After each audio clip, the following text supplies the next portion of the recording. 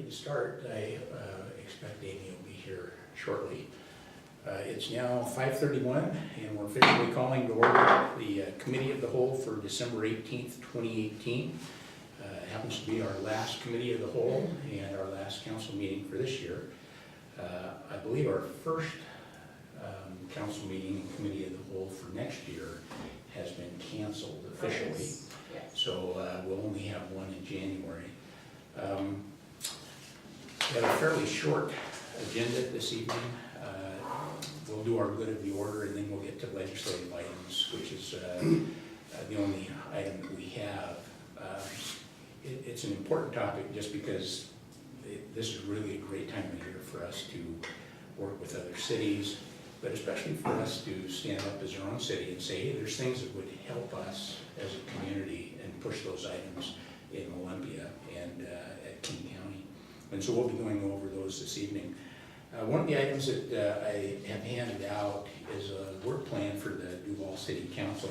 And my intent on this list, and I won't go through the list this evening, it has been provided to city staff, so if others want to get a hold of it, we'll have it in our packet that people can get online.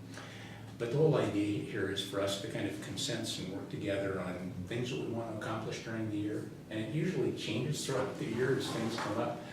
And as we bring things up at the COW, I'll be able to add them to this work plan or action items, things that we don't want to lose track of. And we can take things off or add things as we like. But this was just a chance to get everybody thinking about it. And certainly if you want to email me back and just let me know your thoughts, add things that you would like to see on here. I think this is a good time too, especially after we went through so much work on the budget. I don't know of any legislative group that passes a budget at a local, state, or federal level and go, it's just what I want.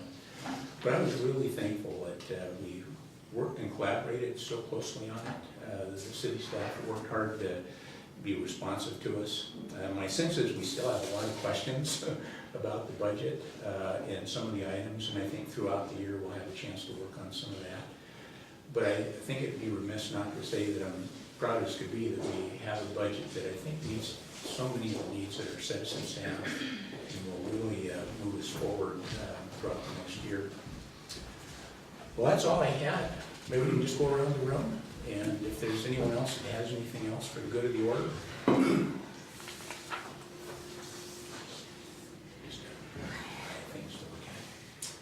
Anyone else? Chief? Rec Center, willing, responsible, enthusiastic, cautious kids. If that was a Jeopardy answer, I wouldn't have. Wow. So, very well done, thank you. There was a question earlier on what rec stood for. Right. But I had written it out on our work plan as recreation center, not knowing what that special meaning was, so very good. Well, if there's nothing. Actually, just one more item that, just to keep you guys posted. We're pretty close to closing out the audit, but it doesn't look like we're gonna be able to do an exit conference until probably mid to late January, due to their staff being off on vacation. So I just wanted to give that heads up, that that's probably at some time in mid to late January. Lindsay, I know there were a few things that we worked together with the state on during the audit and things that we could help improve. Are there anything that's outstanding that hasn't been closed out that we really need to concentrate on, or does it look like everything will come together? Their report will identify some issues that we've known that we need to address, that are probably on their work plan. I didn't quite look at a copy of that, but they're probably already there. So thank you. So. Anyone else?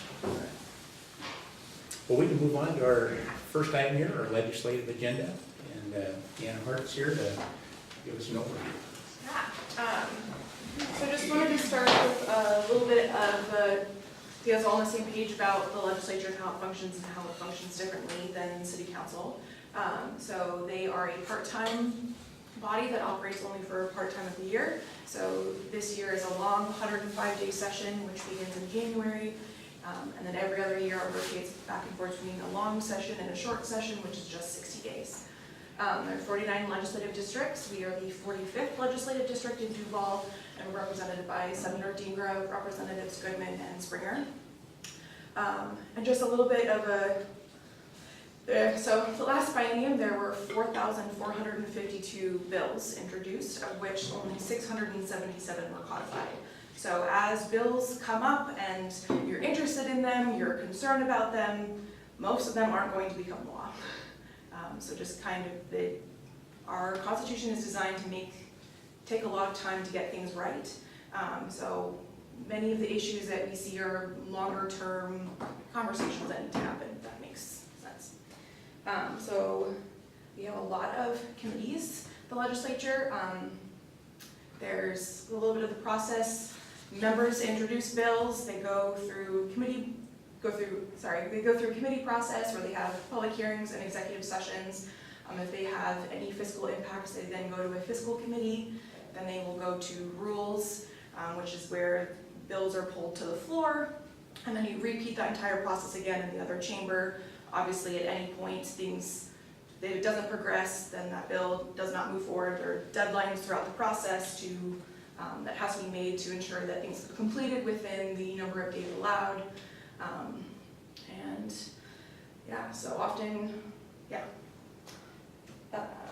A little bit about what we're doing here tonight is to sort of begin our conversations about council would like to include in our 2019 legislative agenda to identify some key policy issues and potential funding requests both for the city and regionally.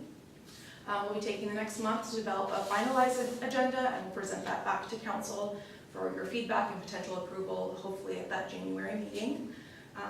And then we can begin scheduling meetings with legislators. As a note, AWC City Action Days are February 13th to 14th, and registration is open now if you are interested in attending. If you are interested, please let us know. I think Jody is working on registrations, and if we have an idea that you'd like to attend, I can schedule some meetings with members while you're down there. The earlier we get that ball rolling, the more likely it is that we'll actually get FaceTime with members. Yesterday I emailed out some examples of agendas from AWC and included FCA's draft agenda, and then provided some links to other city examples just to sort of give you, if you had time to kind of glance at them to get our conversation started. And then I provided you these suggestions, working with the mayor, and a little bullet points. That's the other shape paper you were provided. And I was hoping we could kind of go through that and get thoughts, feedback, suggestions, and whatnot. Do you have any questions so far? I did that kind of quickly, but no. Diana, can I mention something? Yeah.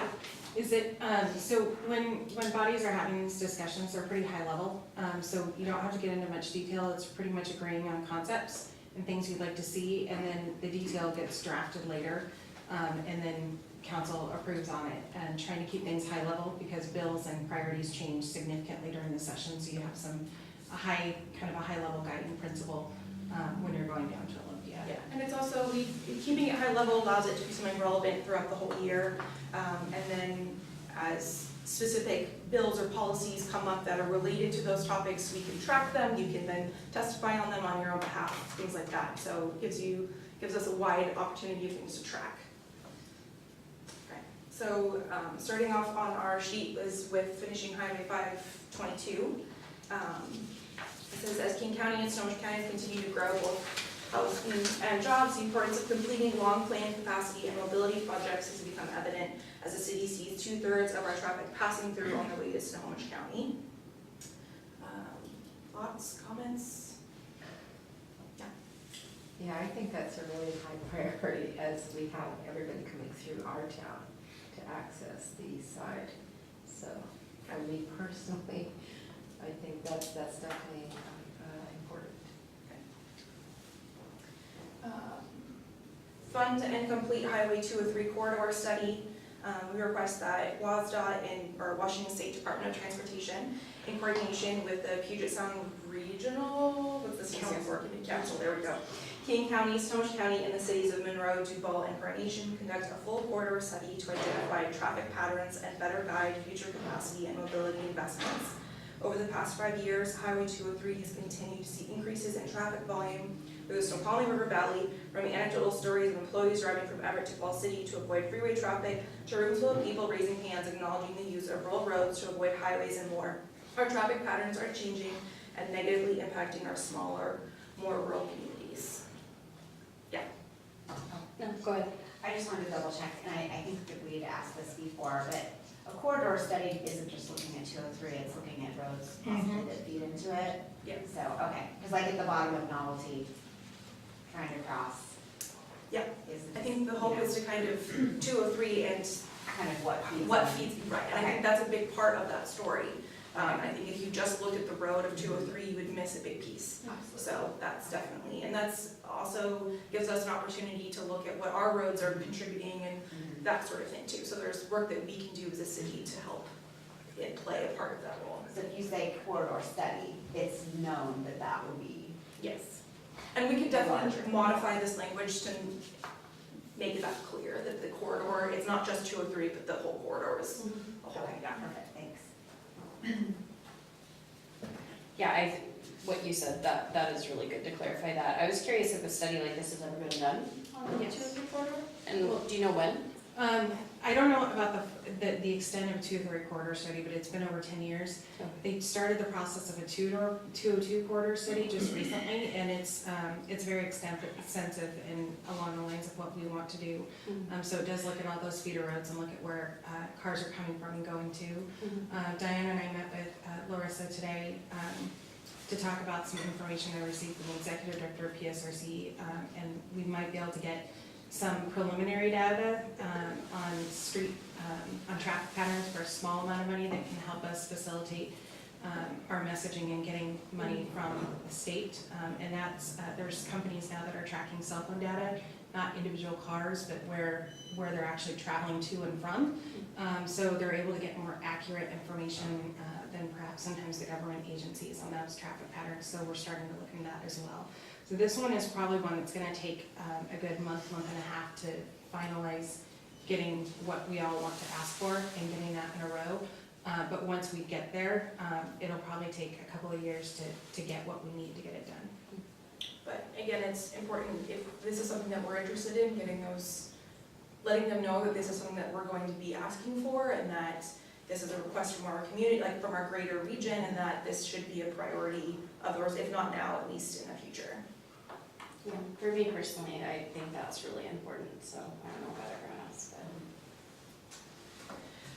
So as capital facilities planning and design funding, the city will be conducting a full capital facilities space needs and future needs analysis to ensure our buildings meet today's standards, can withstand natural disasters, continue continuity of government, and looks to the future to provide all key services in one location with adequate public spaces. We will be asking the state and federal government for funds to support department consolidation and the construction of a facility that meets today's safety standards for ADA accessibility, fire, and earthquake readiness. Thoughts, comments? I just wanted to, maybe it's in there and it just doesn't need to be specified, but I know the community is asking for a facility that can be shared with, for recreational purposes. Yeah. So I don't know if that is just. That was with given. the adequate public spaces, that's what that little piece was. We Okay. can definitely expand on that if you don't feel like that captures what the community is asking for. And I think part of that is also, when we get our government facilities analysis done, that'll help guide us in our specific language and our specific asks and what we'll be able to tag on into that. But absolutely, community center space is also combined with emergency management space and what have you. But again, all of these need to be high level until you get to the point of digging deep and writing single issue papers. But if it's, I think that is something that's been pretty thoroughly requested by the community, so making sure that that language is clear so that when this is shared, people will see that, yes, you do hear me, we're advocating for what I want, yes. Definitely. So investment in the Public Works Trust Fund, oh, sorry. Going back, Yeah. I think the first one and the second one kind of go hand in hand, don't they? Yeah, I mean, we could definitely do that as a broader transportation in the region topic, and then specifically, I mean, these are two separate things, but they do go hand in hand with funding transportation projects.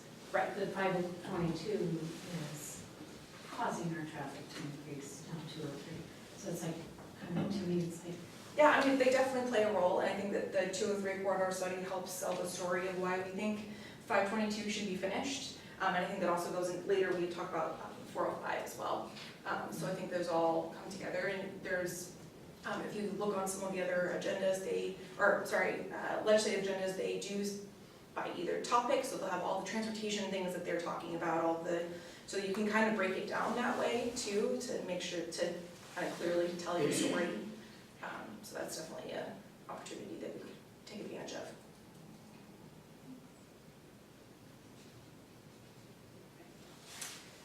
So the investments in Public Works Trust Fund, reinstate and maintenance of funding, this one we didn't flush out the language very well. But this one is, you'll see this on lots of other agendas from the region as well. Amy is much more familiar with the language on this one than I am. Yeah, in general, and Diana does know the history pretty well. During the recession, the legislature cut a lot of the funding for the Public Works Trust Fund, which is how we built our wastewater treatment plant with low interest loans. And so those low interest loans have become less and less available, even though it was a self-supporting revolving fund. There's definitely momentum and interest in trying to get the legislature to refund that program as much as possible, because the interest rates they provide on those loans are much lower than we can get in the free market. That's one of the things that has really helped our city actually get infrastructure done when we've needed to get it done. Any thoughts or comments on that one?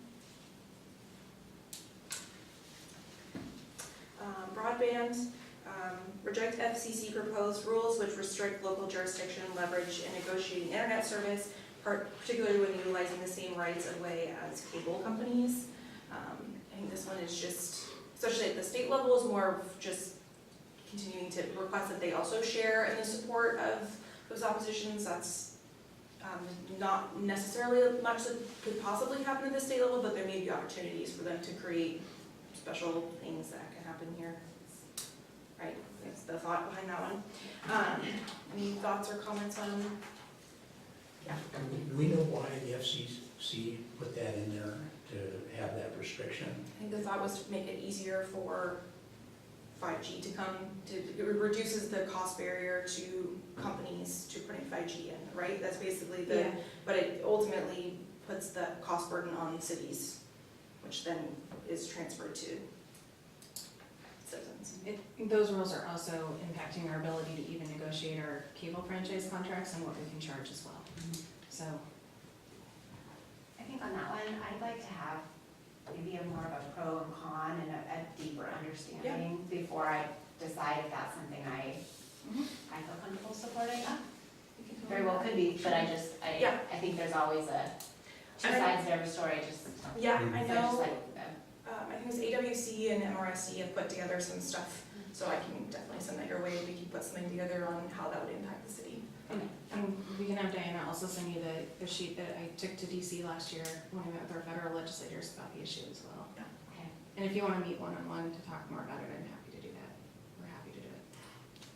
I was just curious, going off of that, we had that committee that met and where it's a lot of citizens that were pretty savvy with that stuff, and I would be curious to know what they think about it too. Yeah, definitely. To reiterate though, we actually technically don't have control over broadband, we only have control over cable. So those things were discussed in a committee, but there was a recognition by everyone that we can't control the broadband side of it, we can only control the cable side. Right. And that's one of the challenges, and that's one of the things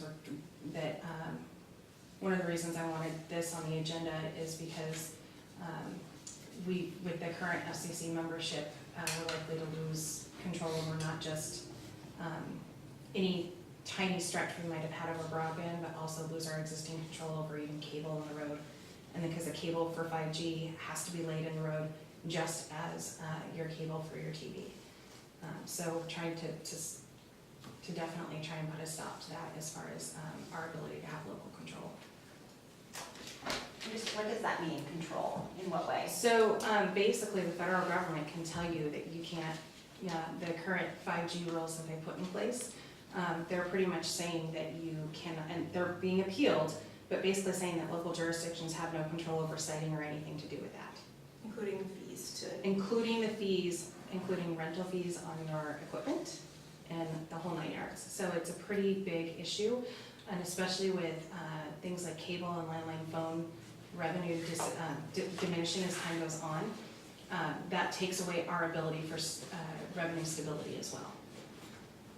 So, Mayor, would that remove the charge we have for sites on the water tower as an example? I'm Or not is that sure different? if, I don't believe at this point, from what I've read, it would impact the water towers for cell service, but it would definitely impact our ability for the 5G and and. it's for future implementation of it and all of the fees that go with all the other siting that we do, we would not be able to collect on that, so that's all staff time that we wouldn't be recouping, that we should recoup through those fees. And we also may not be able to charge for right-of-way use for the 5G cable being laid in our roads.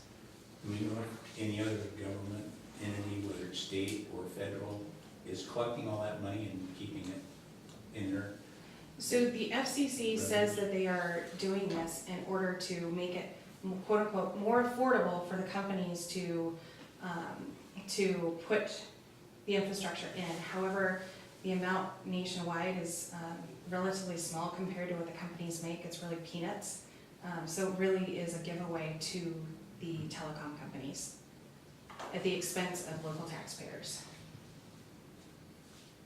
I think it really helps to see the pros and Definitely. cons laid Totally. out, because sometimes there's those unintended consequences. Yes. And it's hard for most of us to understand what all those would be. I think everybody agree, it'd be so nice to have, Yeah. 5G available. It's kind of where the world's looking at heading and make some big advancements. And I think if countries want to stay on top of things, they'll need it. But the cost and how it gets there, so that'll be helpful for us.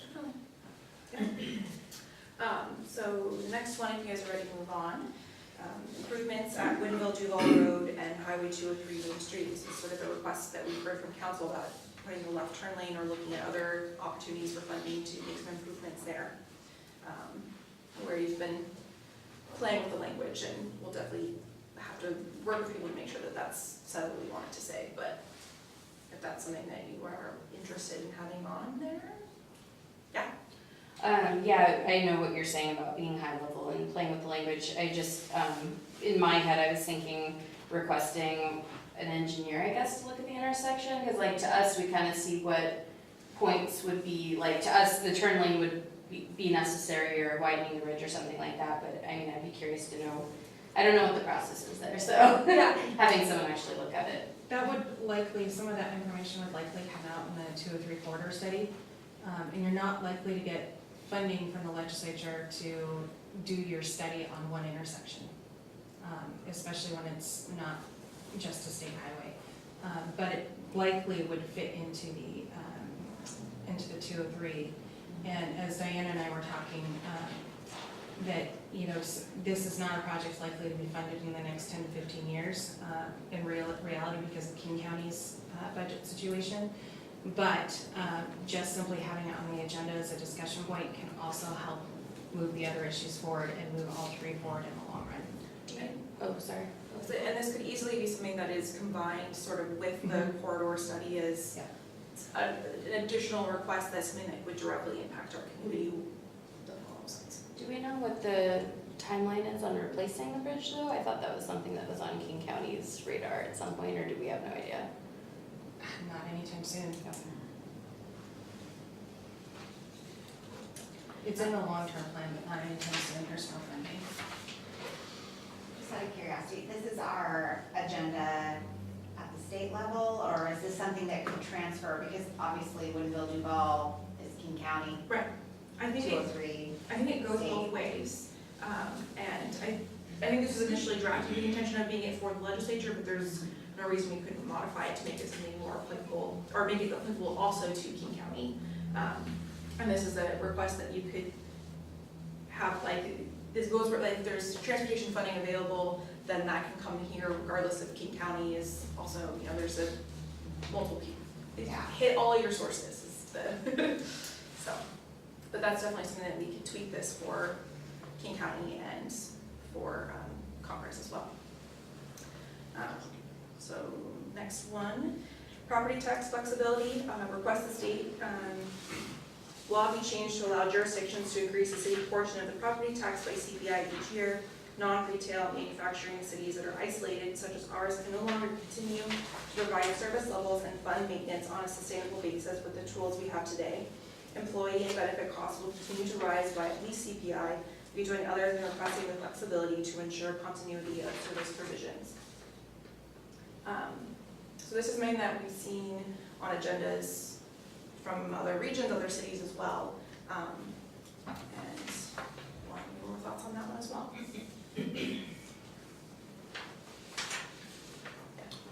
Well, I'm in favor of that as well, because we really do need that flexibility. We have such limited resources, and, you know, it's always such a hardship when we look at how little of the tax we can get, so I'd like to get that before us. Yeah. And it's definitely phrasing it as a flexibility. It's not required by any means, but just allowing if needed. Gives the opportunity, yes.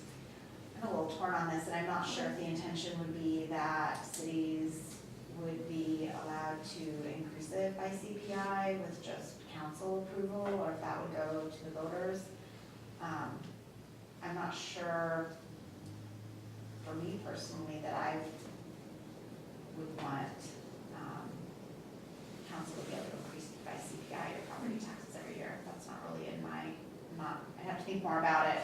But I know our utility taxes are pretty big for our funding source. I think we bring in almost as much utility taxes as we do in property taxes. And that goes up by CPI plus any rate increases every year. So we already do have some funding sources, and that's a pretty big funding source, is our utilities. So I think I don't know, the burden on residents. The So premise many is, things are going up. right, the premise is just when you don't have that sales tax base in the way that cities with that, with those bases do, there's just providing an opportunity for when needed, there's other revenue sources available. Because if you look at our sales tax and utility tax, the income from those have gone up a lot. I mean, our income in the city has gone up by much more than CPI in Yes. the last few years. Yeah, we've been Much really more, fortunate. even though we're only getting, 1% on the property tax, Mhm. because we are growing, and so as you add new residents, Right. they contribute more money. So I think I'm a little bit hesitant to say I would be supportive of council being able to, just by a vote of council, increase property taxes I by think CPI. there's definitely possibilities in there where you phrase it with, once approved by the, like, there's ways you could, a bill like this could be written to, like, that initially you'd have to have voter approval, and then that would allow city council to approve it by CPI. There's mechanisms in there that you could definitely play with, but you can definitely keep those concerns in mind when if you want to consider keeping this on here. Yeah, I mean, I'm curious how everyone else feels, but that's just how I feel. I'm just one person. Any other comments on it from council members? Is it okay if I add something? Absolutely. So another thing to think about is that with the way that it is with the 1% right now, remember it was ruled unconstitutional in the legislature. The initiative was ruled unconstitutional, and it was re-implemented by the legislature.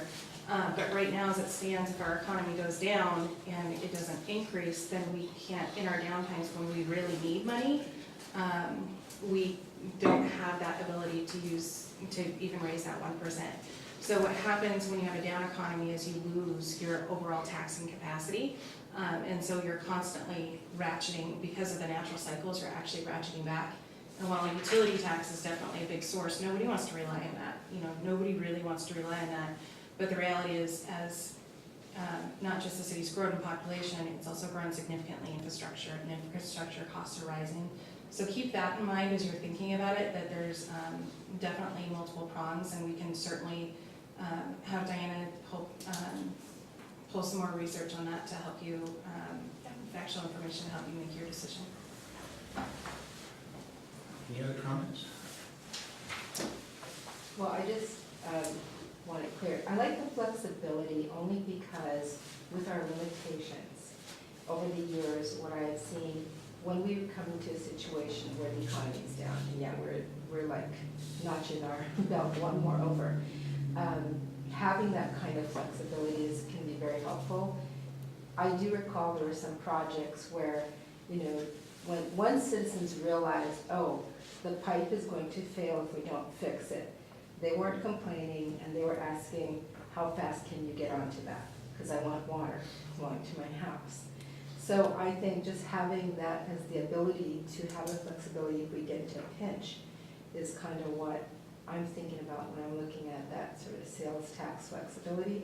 Because I have been here and been in those times where, you know, you're kind of wondering how we're going to pay for everything. And everybody wants their pipes to run, their toilets to flush, they want their, you know, services, so. It's such an important question. It may be something that we want to separate out on our work plan as a separate item. I think I had it under financial policy, which is almost a separate item by itself. But I had written down revenue, risk, stability, just for that reason, because we don't want to overshoot on something or undershoot, but I think you have to understand what are the risks with the down economy. There's so many moving pieces. And I don't know that I have a great understanding of all the revenue sources and how they're affected by these outside things. And maybe if we just get educated on it and see some comparison with our taxing structure compared to others, at the end of the day, it's up to the citizens on how much they want. And I think our citizens have been very open about wanting really good services. And I think we can do a better job as a council if we understand all these factors and then make really strategic decisions on what we want to raise, or, you know, maybe we just say, hey, this is above where it should be and we cut something back, or maybe it's, you know, falls in line with everything else. And there's no perfect crystal ball, but I think working together with the city, we could come up with some things that will really help us in our decision process. Yes. I appreciate the flexibility. I think that's important, but this one does cause me to hesitate a bit, and I share some of the concerns that Councilmember Necklin mentioned. So maybe if we could just have a more discussion at a future date about this one. Yeah, definitely. So we wanted to kind of give you guys, have this be a starting conversation, but give us plenty of time to have those conversations and make sure this is something that everyone is on board with. So moving on, if y'all are ready for that. Next one is something that we've seen on a lot of agendas, the Criminal Justice Training Commission funding. We support increased funding for additional training spots within the program. It's a small jurisdiction that can't always compete with the offerings of larger jurisdictions. Our law enforcement costs rise significantly when we have long-running vacancies due to the training waitlist, training and probationary periods. Funding support for more classes provides more opportunity and less time of being short-staffed when vacancies arise. Any questions or thoughts?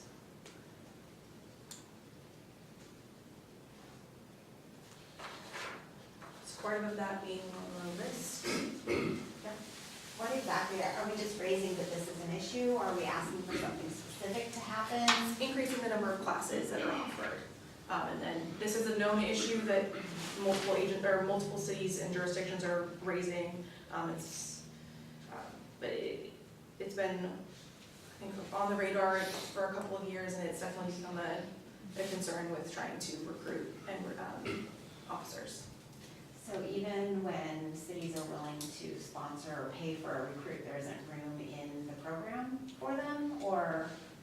That's Yes, correct. So I'm aware of 2 cities in the valley this past year that actually had hired quality candidates that sat in the office for 6 months waiting for a class. Yeah. We're fortunate that we don't have the turnover that some cities do. The other piece to this that nobody's talking about is our coalition of small police agencies, our investigative team that comes out and does our investigations. Currently, currently CJTC provides almost $50,000 a year to that program. That covers the overtime costs and the training for all those detectives from all those collective cities. As an example, we've had a handful of calls this year, and I did reach out to the task force commander, and the overtime involved in just our city was about $10,000. And we didn't pay a dime. So that's attached to this too. So it is a huge resource for us.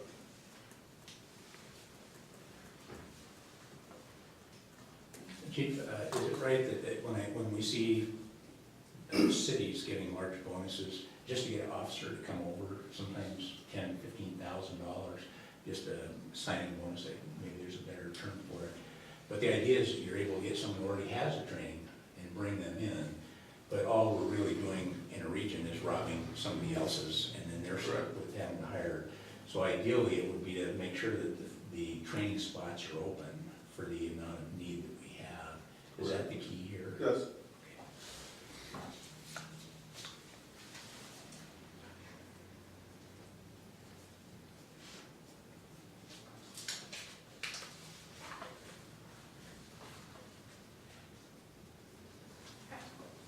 Moving on, North 405 improvements.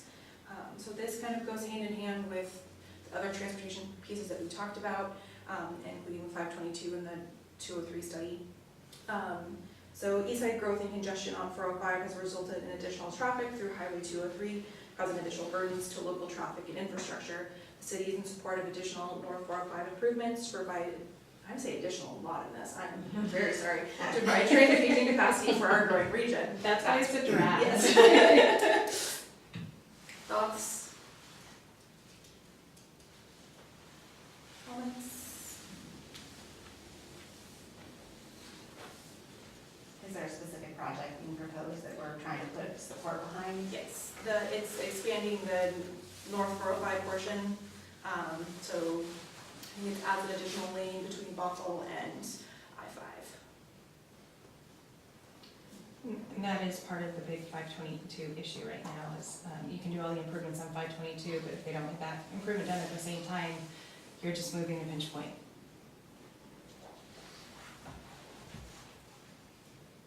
So we can combine those sort of together as one regional request with the 203 study. So I think we've got some good grouping opportunities there. And then due to the large number of land use regulation proposals that have been talked about that will be happening at the state level, we have a note on here that the city recommends that any land use changes be thoughtfully considered with regard to all jurisdictions impacted.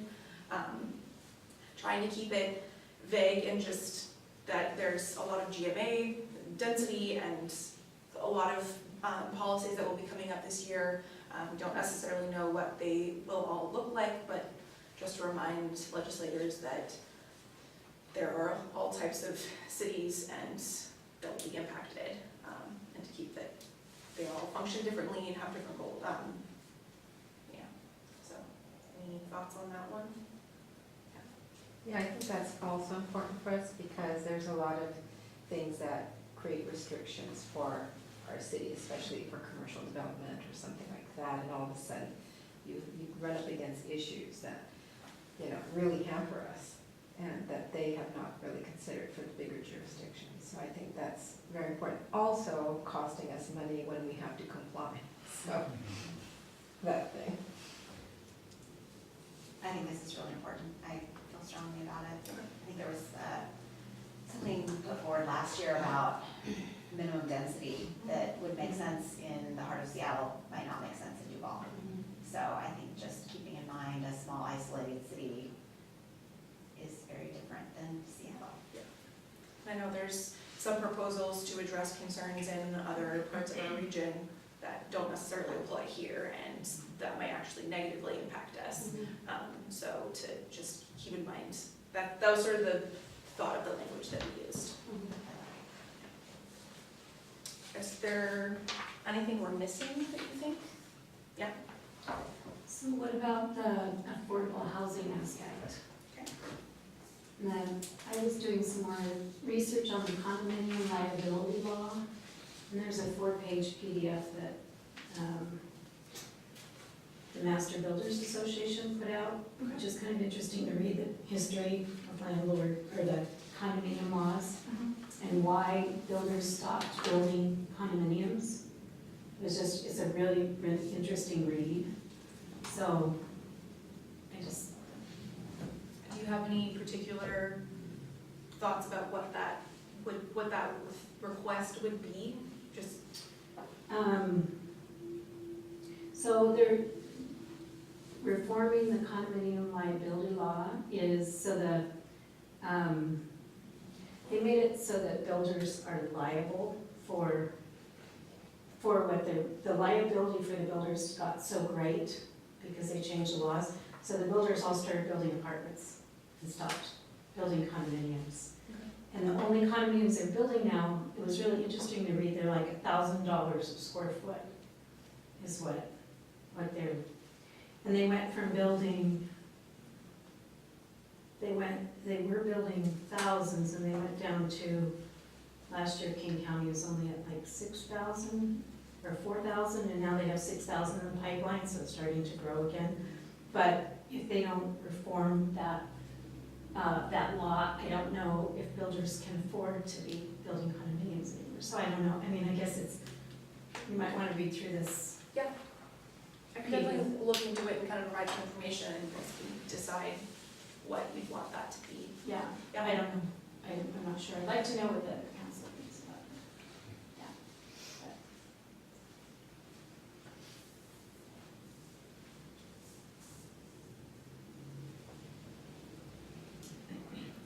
I'm glad you brought up affordable housing. Just looking at what they've been talking about, I was at the PIC meeting. Oh, you did? Oh, good. And they brought that up, and there's not a one-size-fit-all on affordable housing and what might work in some places versus here in Duval. I don't think to get a program going, we just aren't a big enough city to figure something like that out. I mean, we have to partner with someone, and I don't know what kind of resources are out there to work with small cities. So I would like to learn more about how a small city who doesn't have a staff, pursuing these things, because, we have a lot going on. The Housing Development Consortium does a lot with affordable housing, and they have reached out to us about kind of what resources they can do to provide us with more information, and they have a lot of cool toolkits and things like that, and just modifying them to make them applicable here. So that's definitely a great resource, and I can share some of that with you. And I know both SEA and AWC kind of mention affordable housing, and we could definitely phrase that as a request that there's support for affordable housing regionally, so that it's not necessarily just something that's done here, but just at a regional level to address some of those housing issues. So there's definitely some opportunities to have that language written in here as well. I think there's a general sense that in our own community, it's further out, everything costs a little less. But I was really surprised when I was looking at the average cost of a house in the city of Duval, how high it is. And when I look at the new builders building homes, and most of them are shooting for the 700, 800,000 range, and I'm thinking, most folks would say that's not affordable, especially for folks starting out in life and starting a family. And so I think even here in Duval, it's just a real issue for us. I mean, having a mixed-use housing, our zoning map, I think, has done a good job trying to lay out areas where we can have more density. And I think even with parking, we removed some of the parking requirements for complexes just to help push it to be more affordable. And I think that the more we can learn about it, and because eventually that's going to land right here on our doorstep, and people who work here and want to live here are going to have trouble if we don't at least find out what we can do. Just along those same lines, I think it was also at the PIC meeting, it was brought up that our first responders can't afford to live in our community. And so if we have an emergency, how do they get here? teachers. They're not gonna be able to afford to live here anymore. You know, there's just a lot of people we depend on in our community, and they can't live, they aren't gonna be able to afford to live here. So just keeping that in mind, how we can. I think as the increased density, I don't know that it's panning out to get more affordable. No. It feels like increased density is not the solution. I think they tried that, and there was just an article in I think it was the Seattle Times, that showed that actually some of this increased density, those areas have become much less affordable, because when they built the denser units, they tore down some of the affordable units, and so now, you know, so and I think we're seeing that some of the areas we zoned R20, the projects that are coming in are very large, very high-end units, and those won't be affordable. So I think we need to make sure we're looking at coming up with some new ideas that aren't just increased density. That's not solving the problem. So, you know, with redevelopment, for example, with our current regulations, because I went to go see one of the houses and talk to the developer there. And one of the problems, I think, is the fact that we have such strong regulations for sidewalks and everything for redevelopment. And he said the cost, when he told me what it cost to put a sidewalk and to meet all our standard, it was shocking. I mean, over $200,000 for a house, and you're like, wow. And we're not talking a big house, we're talking a little cottage home. So, you know, I struggle with affordability because, you know, the land is there, the guys come in, and how do you incentivize them to say, hey, don't charge as much for the house, when all around them, houses are going for these crazy prices, you know. Everybody wants to make the most money in the market that they can, so I don't even know, what is the solution? I mean, I would love to have affordable housing. There are policies like inclusionary zoning, where you can require a certain amount of affordable housing at certain levels for a certain period of time or in perpetuity. The challenge is that when you do that, typically the cost of the units go up, the full price units go up. And really, I think one of the biggest challenges is just land cost alone. So larger jurisdictions do things like provide impact fee credits to affordable housing projects that are, you know, not necessarily just rentals or for nonprofits, but also for those that are purchased. And there's a lot of tools in the toolbox right now, and that is one of the things where obviously we were not able to do the Affordable Housing Task Force this year, but we're hoping to do it middle of next year and get some feedback from a wide group of stakeholders based on existing work that's already been done to make recommendations and to Planning Commission and Council to give some options of things that we might be able to change. The challenge is a lot of the things that you can do that can impact it are a big budget hit to your city. And that's one of the big problems that we're going to have. I know Diana's former boss has worked a lot on affordable housing over the years, so she'll be a good resource as well, you know, and for conversations on some of the things that have been done in the last few years. But we definitely, you know, I didn't put it up here. We didn't put it on here simply because it's one of those issues everybody's talking about right now, and so the idea is to be relatively focused, but it doesn't mean we can't add some things so that we're monitoring it, and that's a trigger for Diana to monitor it and bring things forward to council and talk to everyone about as well.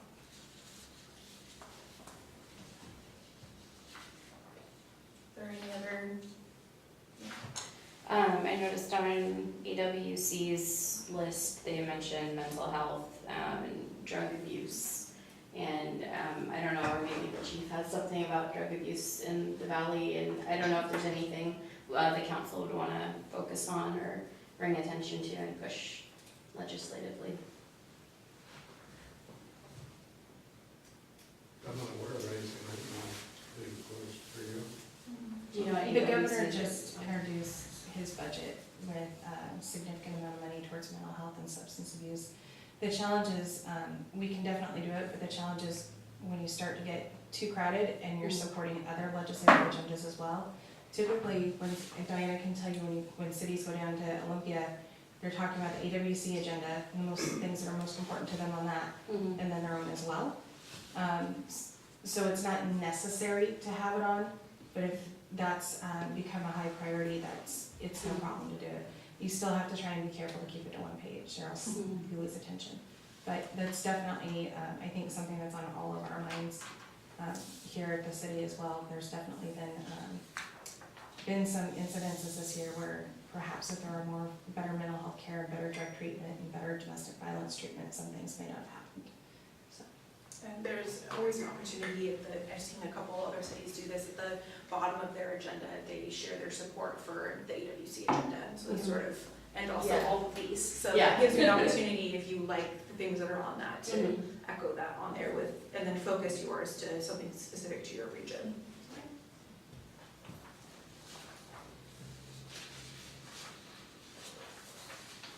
Any other feedback, comments? Man, what a nice presentation. That was really helpful for me, and I'm sure for council as well. I like it when we can take home and look at these things, and we'll probably come back with more items as we start to narrow down what we want to bring forward. And if you think of anything in the next month, feel free to send me an email. I will start tracking legislation that comes up that's related to these things, but also some of the other conversations that I've caught onto, and we'll definitely try to keep you all aware of anything that pops up. And there's already 100 bills that have been pre-filed, so I've been glancing through those and trying to find some interesting ones, and if you have anything that comes up, feel free to let me know, and I'll add it to the list. Well, thank you too for the handout. I appreciate that you had your name on the front and all the pages are numbered. It was very well done, very professional. Thank you. If I can do one more addition. Oh, yeah. One of the other things that I've asked Diana to do, and I would appreciate you guys doing, is ideas come up and things come up or questions come up with this. Please do send them to her this month, because she can aggregate all of that stuff, and when we come back that first meeting in January with a more formed agenda, it'll make it a much faster process for council to have discussion and get consensus and get it finalized. So then she'll definitely bring back the research to you guys in January as well, or send it out in advance if it's done, so that we can move it forward. But really, this is our first stab of throwing the things that we know of on the board, and then whatever else council thinks needs to be a priority, then we're happy to add, so we have a really solid agenda this year. So, sorry to bring this up again, but, so with the Sound Cities Association, they kind of dug deep into the homelessness and the affordable housing, so is that the same kind of thing where we can say we support Yeah, definitely. that, and so we're not like Yeah. reinventing the wheel, but maybe there might be something specific for Duval? And I think Yeah. because they only had, I think, a couple of things on theirs, they definitely talk about the affordable, because they have the condominium liability law, they have the housing trust fund, and a couple other big things that have to do with affordable housing. So we could definitely, if that's something that everyone supports, echo that support for the AWC and for the SCA. Okay. Thank you. Well done. Well, the last item we had was actually something that was sent out to us, and that was on the depot building repairs. And while we don't have a formal presentation, I just thought I'd ask if there were any questions at all on the deck repair. And I think there was some other water damage underneath. Any questions? When I looked at the estimated cost, I wasn't sure if that included lifting the building. I thought that was something that needed to be done. I It did believe- not include, I would think that includes. Yeah, I think originally they thought they might have to, Right. but the architect would look at it, if I understand, said they would not have to, they could do the repairs without having to move or lift the building. Okay, okay. That's good. Yeah, I think it's at the very bottom of the written report, it says preliminary findings show that it will not be necessary to lift the building to remove and replace the moisture damage. What's that? Thank you. I was personally shocked at how much money it was. Oh, just to have someone design it. I mean, this includes nothing else besides someone just, it just blows me away that we're talking about a deck. And I think the total cost is, what, $13,000? Just to design it. Yeah, I mean, that's just, it's a deck. I think it's It more blows than me just, away. I think it might be more than just that. And it has historical standards attached to it, so that makes things a bit more challenging. We're not supposed to be able to just put a normal deck on it.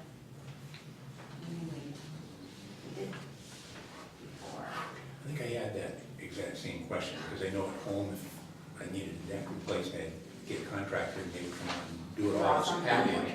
They'd say, I do think there's the historical issues we have, the type of wood that's used and so on. And the city has a pretty set process they go through that helps avoid liability and meets a lot of it. You know, I don't know if I can exactly call it a standard for, cities, but it's pretty close to go out and have an architect and help design things. But I think the average citizen would ask that exact same question.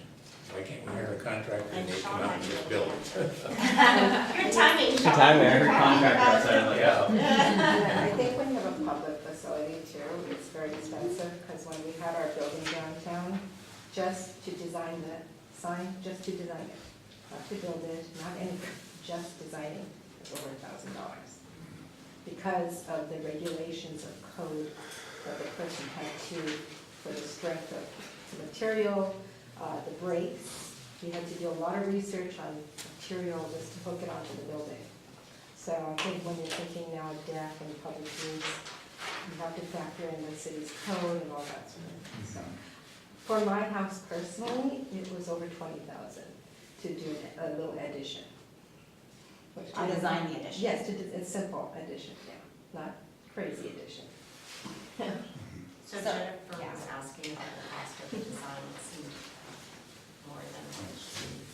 Yeah, I don't know, I think it's like 12,500 or something, is that right? 13, well, 12,950. Yeah, yeah, I mean, I don't know, it doesn't seem like we do much of anything for less than 10,000 for, I mean, it doesn't seem unusual to me, but I mean, just because we're kind of accustomed to seeing numbers like that, so I mean, I don't know if it's derivative of what the ultimate project cost is gonna be, I don't know that it's gonna be a $100,000 deck replacement, but, maybe it is, maybe it's $80,000, and so generally, rule of thumb, we look at about 20%, 25% to design to project cost ratios, I mean, that's kind of in the realm of reasonable, so. I guess I'm wondering, can we afford this deck if the design itself costs $13,000 and that doesn't include constructing it, materials, all of that? It just concerns me. We have It's some adding up very contractual, quickly. we have some contractual obligations to maintain the building. That's the rock and the hard places. If we'd known about it earlier, it would have been a much less costly fix. But it didn't rise to the council level. So the contractual obligations, Mayor, are the fact that a citizen who had originally taken the depot building to help preserve it and gave it to the city, but then through the contract with him, required us to maintain it. And it's one of the last depot buildings in the state. So it's pretty historically significant at this point. It's about funding deferred maintenance and planning. This is the consequence. Yeah, that's a good point. No, I'm sorry. go ahead, no, go. I was just gonna say, yeah, and again, I mean, these types of projects, I mean, all of them can be expensive. I remember when we did just the facade of the tech center and replaced some of the siding and some of the window treatments and stuff, it was, I mean, I think that was a $20,000 project, and it was like just replacing trim and boards. I mean, it's just, these things just get expensive quickly for whatever reason. I'm sorry. Well, I was just gonna say that I was in San Jose, and they have the Santa Clara Station, which is historical. And they're fully funded, beautiful, maintained, fairly bigger than the one we have here. But there are like 3 agencies that work together to maintain that, because it's historical. And you have like local trained guys, those men who still play with their trains, who have a group and they fundraise too, and they paint the building, they do everything to maintain the building, so all that their labor and sweat equity is involved in that. And then they have various organizations that are railroad organizations that have funded for materials and that sort of thing. So, you know, my thought is, as a historical building, it's not reaching its highest use. Maybe down the road we should, I'm sure we have a train organization here, and Snoqualmie is up the road with their whole train yard, and maybe Historical Society might want to somehow pull together so that we can have a higher use, more active participation from a historical point of view, and create something really wonderful. Like in Santa Clara, it's fantastic. They have a train layout. People come from all over and flood the train depot during holidays and stuff for all the events with that are train related. So right now it's not getting that because, you know, we rent it out and it's not facilitating that to the degree that it possibly could. I think Issaquah does something similar. We need a train. Comus runs a small gauge little train exactly for the same purpose. They have a similar, I think they have a similar depot, maybe they just have a Caboose Center, but they run a small gauge. And that was actually back in the centennial year, that was one of those ideas that somebody was getting passionate about, was putting a small gauge railroad out there and running a little tiny train around for, you know, little rides like Skycomish does, but anyway. I have a question. So looking at the history of the building and the deck, it was done by an Eagle Scout, I believe. I don't know who to ask this to. If there's a possibility, is there any Eagle Scout out there that wants to build another one to save costs? I mean, it seemed like before it was a collaboration when the city designed it, you know, and that's kind of where we're going again, but I don't know who we reach out to and see if we can help ease that cost. Yeah, absolutely. For the actual construction piece, the design piece is another set. I mean, there's gonna be some other thoughts in this. I'm not 100% familiar with all the background of this, but it seems like it was more of just a, hey, we have a thing, let's build something around it and let's make it nice. And it turned out to be a, you know, much volunteer-led effort. I think that this is intended to kind of professionalize it a little bit, make sure that we have some more elements in there that are design features, that are safety, that are ADA accessibility, meet those regulations. And then when it comes to construction, absolutely, we can do. There's lots of groups who are always looking for volunteer time with us. There's people who can provide some labor and material. There's also endless options, not endless options. There's lots of options for grant money also through KCD or parks or other places. So again, with a lot of our projects, what happens is, you know, if you kind of design it and you start that ball rolling, you can gain momentum, you can gain traction for funding partners. Thanks. John, can you give us just an idea of what that average design cost looked like? It seems to me in my background, I used to see 14 to 28%, depending on the complexity, whether you wanted the architect to actually oversee the project, so they were standing there and directing folks. So there's a lot of things that go into it. But is there you know, this is the industry standard for design development? Yeah, I mean, you really kind of nailed it. About 20% is really kind of probably the best average. If you're getting down to, you know, 14, 15%, you're doing really well. There's some economies of scale. Obviously, this is a pretty small project that requires still the same level of effort as if we were designing all of the city buildings. You know, there's still those structural reports. There's still a lot of, you know, things that have to be done, a lot of boxes that have to be checked. But yeah, I mean, that 20% range is usually quite standard. When you hit 30%, you start asking questions about, you know, what's going on, where are we here? But again, this is a little bit, it's not open-ended, but I mean, there's some unknowns here with exactly how we want this design to look, how we, you know. So you feel comfortable that we're within the standard for that? Yeah, and again, some of it's dollar figures, not just percentage-wise, it's also associating dollar figures with level of effort and understanding, you know, these guys are gonna have to design this, they're gonna have to model this in 3D, you know, AutoCAD or whatever, they have that structural engineer that's looking at it, that's doing assessments, they have, you know, some non-destructive testing happening. I mean, there's a lot of level of effort pieces that happen that you're not getting you know, an economy of scale on, but they're still necessary steps. I think I appreciate you talking about more professional approach to it. Not that the scouts don't provide really good work, and we appreciate the work they do, but the details, I saw there wasn't flashing, so that led to the water damage. But you know, a contractor takes that on, they carry some liability with that, and bring it to a standard that will help reduce maintenance in the future. I think we had another question. So is it officially on the historical registry? Or No, not? I don't think the building is. It's not on the landmark? I think the Doherty Farmstead Doherty is the only one we own that is officially on any. Is there an The national advantage or a disadvantage to get Yes, input on this? Yes, exactly, yes to both. Yes to, okay. Yeah, yes to both. The actually being a registered property prohibits you from making certain substantive changes. The deck kind of falls outside of that because it was added after the building. So the original building has already some inherent limitations to what we can do with it because it's a candidate for, and I think it might be on the King County landmarks or something. It's not a National Historic Registry. But like Doherty, I mean, there's things that, or you're very limited on what you can do with changing the footprint, the appearance, colors, things like that, that were not prohibited on with the depot. And particularly in the deck, where it's not a historic portion of the building. And just to speak for designers, even with historical, I have a friend, all she does is she's hired to assess paint and pick the paint and gets paid a pretty penny just to do that.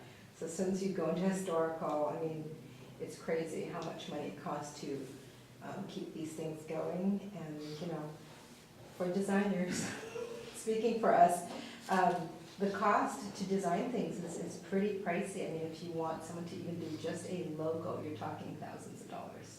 Just a logo, or even a simple website design is no less for a good professional thing, like $7,000 to $14,000. For historical? No, I mean just for design service, when you're talking design services, so, I'm not too shocked with that price, because, yes, we want to make a living too. But when it gets to historical, I was pretty amazed that you have someone, and that's all they do. They pick a color, they come with their color chips, their Pantone color, whatever it is, and make sure it's perfectly the right shade of yellow. Yeah. Are we just asking them to rebuild, to draw a plan to basically replace exactly what we have? Because it said they're going to use the same footprint, or are we asking them that we want to do something a little bit different? Or, I guess I'm not really sure if we're just. Same footprint, a little different. So both. Do you know what? Initially, when we kind of talked and we were doing a little bit of discussions, like, well, wouldn't it be nice if we did this, or wouldn't it be nice if we did that? But more or less, we're going to really try to stick to that same footprint for cost, for the impacts. It's in the buffer area and all these other things. So there was some idea about, well, it would be really neat if we could extend this out and have a little bit more area in this side and maybe build a ramp down. But those things are kind of, I think, going by the wayside as far as making it more of a strict replacement. Addressing the stairs, which are kind of out of standard for tread length and depth. So again, making the stairs more lethal, and then also making sure that everything else is better. So it'd be going away from probably that rough nature wood to, we'd be looking at Trex perhaps, or some other a different kind of material that would last longer. Same with some of the railings. We would also look at some different higher quality materials that would hold up better. So, not the same deck, we're not going to put the same round deck, same wood, that kind of thing. We're going to go for something a little bit different, which would allow us to add to the character of the building itself, but we need to be within the realm of reason, we can't go crazy with it. I'm all for those new materials. Yeah. That, whether it's Trex or other similar material, it's amazing how that makes maintenance easier, it looks great. Because back when when this was a volunteer, and bless the volunteers, it was a great idea. I mean, to make it look historic, make it look old-fashioned, but the old-fashioned got really old-fashioned in a relatively short period of time, just because that's the kind of material it was. It wasn't maybe necessarily treated. I don't know how this wood was preserved, or if it was dried appropriately. I mean, there's a lot of indications that wood that's there right now maybe wasn't ready to be used in that fashion. Well, I'm glad you were here tonight. I think it really helped answer some of the questions. I always like to kind of go back to the original question, I think, that Councilmember Namplin was asking about the cost. I still think the majority of our citizens would take a look and go, wow, for a relatively small deck. I think over the years I've tried to understand why all those costs add up. And for those that work in it, it's pretty standard. But I think it would take most citizens, including ourselves, to get up and running and feel like it's still okay. And I always struggle with that. I always try to say, how can we reduce the cost on things and still have a great quality, whether it's bringing in somebody, and we understand the balance. And so I hope you understand when we have questions how important those are, because I think, you know, if we had 7,000 citizens here, I think over half would have asked that exact same question. But the extra information does help. Thank you. Is there anything else before we're ready to close out? I would like to mention our next committee of the whole and council meeting is on January 15th, 2018 at the Riverview School District. Or 20. Thank you. I feel human now.